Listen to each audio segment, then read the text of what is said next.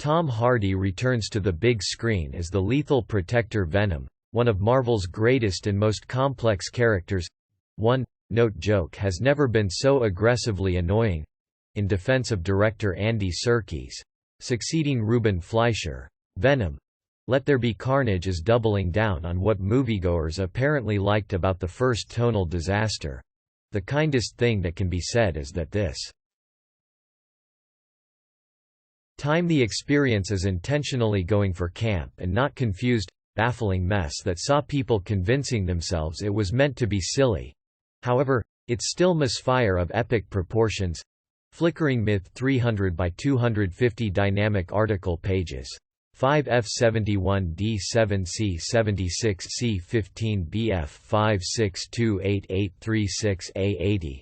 300 by 250, 300 by 600, 160 by 600. Place in a page where ad should appear. Flickering Myth 300 by 250 dynamic article pages. 5F71D7C76C15BF5628836A80. Picking up where the first film left off, Eddie Brock, Tom Hardy, is now somewhat reputable journalist that serial killer Cletus Cassidy, introduced at the end of Venom and played by Woody Harrelson, will speak to, following some grim backstory involving murdering his parents and grandparents played off as comedy, subsequently leading to Cletus ending up in an orphanage finding the love of his life, Frances Barrison, a.k.a. Shriek. Naomi Harris, entirely wasted, whose whole personality comes down to screaming and presumably getting murdered by an officer during one of the psychopathic duo's common crimes. Sit-down interview takes place between prisoner and reporter. Eddie presses Cletus for the whereabouts of the remaining bodies he has slain throughout the years, only to receive riddles. Cletus doesn't count on or know about Venom's invisible symbiote, who can instantly solve the clues for Eddie, turning him into hotshot journalist overnight. As for Cletus, well, he's about to be executed. But during one final confrontation beforehand, he decides to bite down on Eddie's hand while drawing and tasting blood. Cletus is also quick to figure out that Eddie does not contain normal human blood. It's also not long before he realizes he now has his own symbiote inside him, the titular Carnage, prompting him to make destructively grand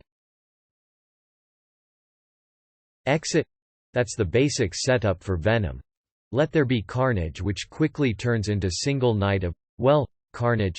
Cletus figures out that Shriek is still alive and proceeds to bust her out, prompting the pair to rekindle their love and pick up where they left off, wreaking havoc all over the city.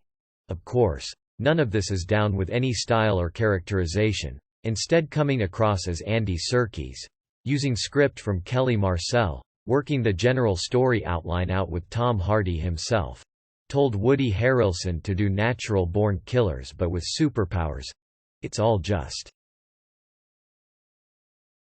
an excuse to experiment with the CGI symbiote abilities in forgettable way that's not servicing plot or character and certainly isn't fun.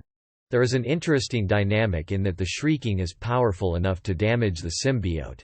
Fire and loud sounds are its only weaknesses, which, unsurprisingly, amounts to nothing narratively. Woody Harrelson and Naomi Harris are stranded and must rely on generating deranged charisma to make something even remotely interesting about their performances, briefly succeeding for minute or two. Flickering Myth 300 by 250 dynamic article pages.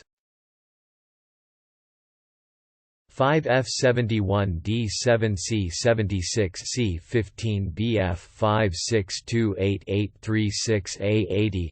300 by 250, 300 by 600, 160 by 600. Place in a page where ad should appear. Flickering Myth 300 by 250 dynamic article pages.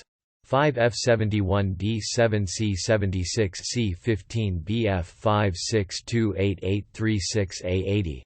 Meanwhile, for what has to be at least half of the mercifully short 90-minute running time, Venom incessantly whines and bitches about being bored and wanting to feed on human brains.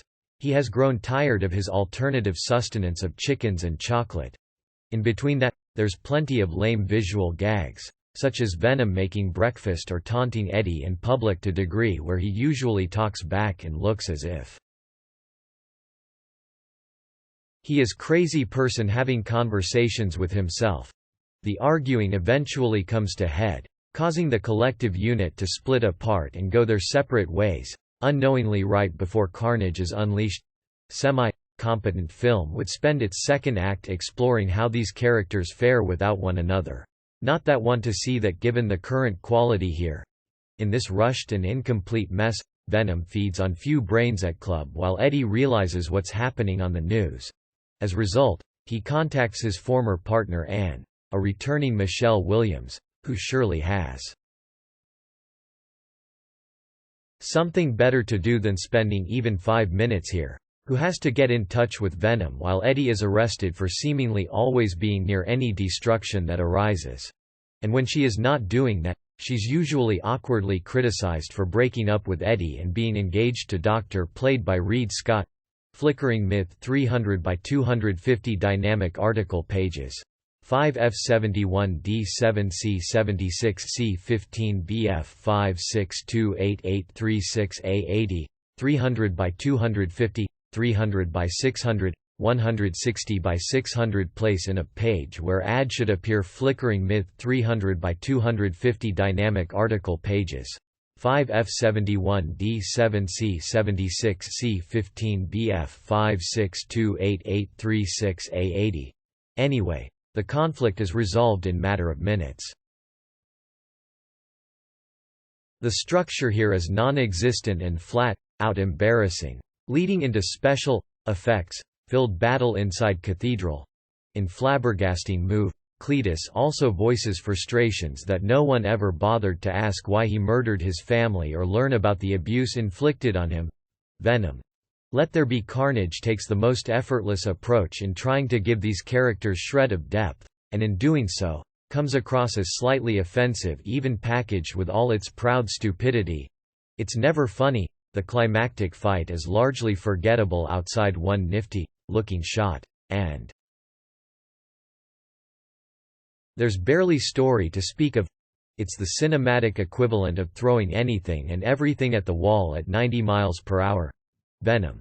Let There Be Carnage is torturously bad watch from beginning to end.